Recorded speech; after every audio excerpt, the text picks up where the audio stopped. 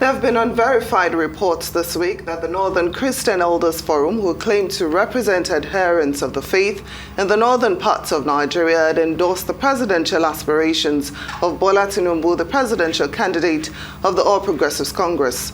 What could this possibly represent in the event of such an endorsement, especially against the backdrop of the much criticized Muslim ticket of the party? Samuel Salifu is a former National Secretary of the Christian Association of Nigeria, and he joins us now to have a quick chat. Well, thank you so much for joining us on Newsday. I would like your thoughts on this report that the Northern Christian Forum have endorsed Bola Tinubu. What does this mean for the candidacy of the APC presidential candidate? Well, the statement is credited to the former Speaker, Dogara Yakubu. And as far as I'm concerned, let me properly introduce myself. I've worked in CAN, Christian Association of Nigeria, within the Northern Bracket for more than 7 years. Then I became the National Secretary of the Christians in this country for another 7 years and a half. Things are not done that way. Nobody will come out and make a sweeping statement that Northern Christians, or Christians for that matter, all over the country, have endorsed one person or the other. We don't make sweeping statements like that. So that to follow due process, I had to ask the president of CAN whether he was aware. And he explained to me that, well, the country already knows the position of Christians in this country. And they have made it very plain. They will not endorse any Muslim ticket. They made it that very plain, and there's nobody in this country that will pretend that he doesn't know. In any case, as people have analyzed here and there, very many, even Christians and Muslims, which we all know, the governors, we have 36 governors in this country, 20 of them at least are Christians. Then, of course, the deputy governors, out of 30 or 36, you still have about 26 or 20, either 23 or so, who are Christians. So how will you now come up and say, well, the same Christians that are non-existent in this country, according to the Muslim presidential candidates, how will you now come and say that they will endorse? Whom are they endorsing? They are not there. How can they talk when they are not there, as far as APC is concerned? And it's the same thing with PDP. Okay, so I'm sure that there is no Christian group anywhere in this country that have come out to say, well, we endorse this or we endorse that. It's not done. We have a system. They should speak through the president of CAN, who is Bishop Oko. Super, who was there before Oko, had made the position very clear to the whole country. So for anybody to just jump out and say, well, Christians in the North have endorsed this one, is a lie, a big lie.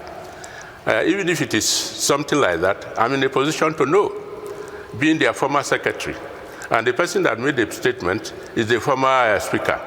So if one former speaker makes a statement, the former secretary has every right to counter it or make it very plain. And that's why I followed due process. I'm in Kaduna. And being in Kaduna, we have the chairman of CAN in Kaduna, Reverend Hayab. We have his deputy, who is called Reverend Dr. Andy. I asked Reverend Andy, did you people make such a statement? He said, no, there was nothing like that.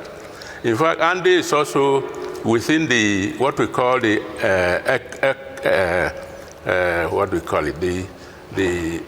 there's a group in the North, we call them Tekan, Ekwa. So Ekwa and Tekan makes the bulk of Christians in the North. Other denominations are there. But over 60–70% of them belong to that group, Tekan and Ekwa. And they told me that they just came back from a meeting in Wukari, and nothing like that was announced. So who is this Dogara who is taking things for granted and assuming that he can just sweep all the Christians to one party? I didn't hear of him asking people to follow Tinubu, but what I was told simply from Arise News on 18th was that he has said they have endorsed Atiku. There's nothing like that. It's a lie. And Dogara himself should know the process and know how CAN works. But that does not mean that Christians are not to be involved in politics. They are involved, we know them. They are in APC, they are in PDP, they are in Labour Party, they are in NMPP. All those other parties, you have Christians there. But we have a system, and we are not just Christians like that. We are well organized. And when things like that are to happen, they allow everybody to know. So as far as I know, Dogara is not the spokesman for the Christians in Nigeria. The Christians in Nigeria is not for sale to any party, as far as I know, whether it is in the south or it is in the north. And the Christians in the north didn't make him their vendor to go telling people about that this is where we are going. It is a lie. I think that one should be made very clear. And if he says it's not a lie, he should tell us the source. Who gave him the information? We know he left the APC and then came back to PDP. He was in PDP, he joined the APC. He was made a speaker. And if speakers, this is the problem we have. If Christians who are in high positions, including all others, they begin to make statements like this that are totally false, then what type of speaker are we having in the National Assembly there? People should respect their position. And you can't be there telling lies when we, people, somebody like me, who have been doing this job for over almost 20 years, I have no idea. And that's why we said, no, we must make what we call it, make it very clear that there's nothing like that. Okay. I don't know whether I have any other questions. What we have been saying all along is... Yes, Engineer Salifu, you have made it very clear. Thank you for clearing up the stance of the Northern Christian Elders Forum. We do know that in these last few weeks before the elections, there might be situations like this where misinformation is broadcast, and it's definitely necessary to clear it up. What role will the Northern Christian Elders Forum be playing between now and elections? And specifically, as you discussed, Christians, what role should Christians be playing between now and when we go to the polls to elect the president of the nation? Christians are ambassadors of Jesus Christ, and they should follow the character of Jesus Christ. Christians are looking for people with character, people, as they have been saying, with capacity, ability to produce. And then we have to start looking at those front runners who want to become president of the country. Put them character-wise. Who is expected to be the president of this country? Christians are expected to tell their own followers, vote for this, vote for that, because this is the character we have seen. And so where you have a character that, for example, he does not even know, the first one, as I said, APC is out totally for Christians. Because if you say Christians do not exist and you don't find a capable person among Christians, how are you expecting them to vote for you? Even those who are among them, like Babakir, he made it very plain. If I'm not existent, so how do I vote for you? So Christians are totally out of that, as far as I know, all over the country. And the presidents of Ghana made it very clear. But the character we are looking for is the character of justice, the character of fairness, the character of being humane to people. And we are looking at each of these aspirants or candidates one by one. We put them on those ladders, then we know where to go to. It doesn't need Yakubu Dogara to tell us. If you put Ashuaju and the other fellow from Maiduguri, who is his running mate, you don't find any sizable or amiable character there. Ashuaju, unfortunately, people have asked so many questions. Nobody knows when he was born. He himself does not even know. Nobody knows where he went to school. No, he doesn't even know what happens to his schoolmates. Nobody has been able to identify. And then when you say all these type of things, there are people who just jump up and start defending him here and there. And in any case, today is one of my happiest days because even the Sultan of Sokoto has joined Obasanjo in writing letters to the nation and saying that, look, don't bring this type of man.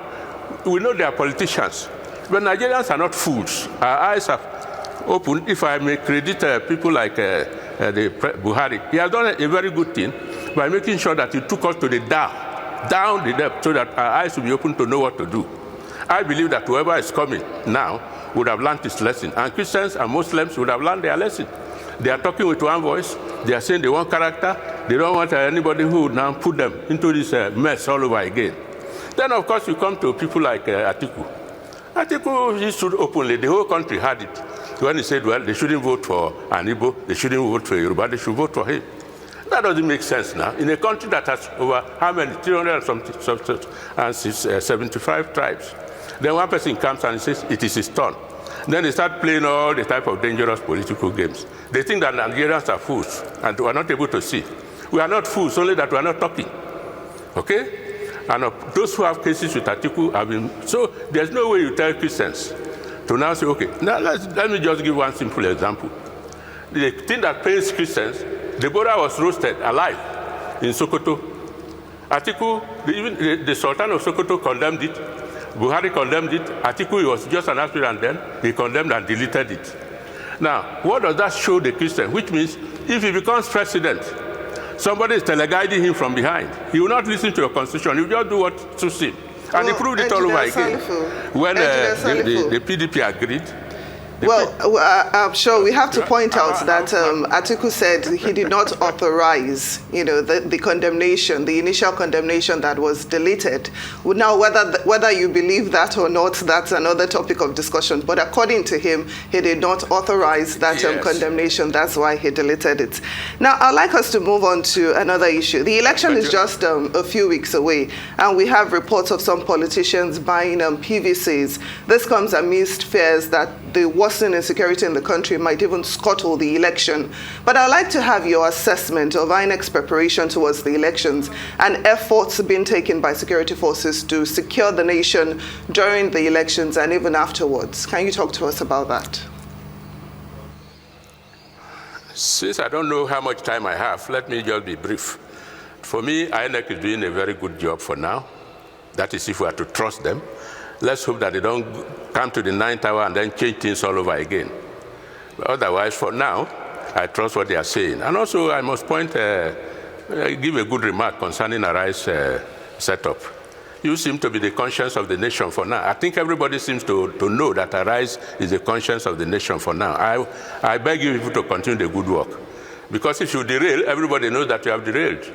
I don't know when I tuned to NTA last, but Arise News tells you the story as it is. Especially one of your very good man there, somebody, what is his name? Rufai somebody. So do what is right. There isn't a stupid man in this country anymore. Even if they were stupid, security and hardship has opened their eyes. So that is that. Now, concerning the preparations, I'm sure people are preparing here and there.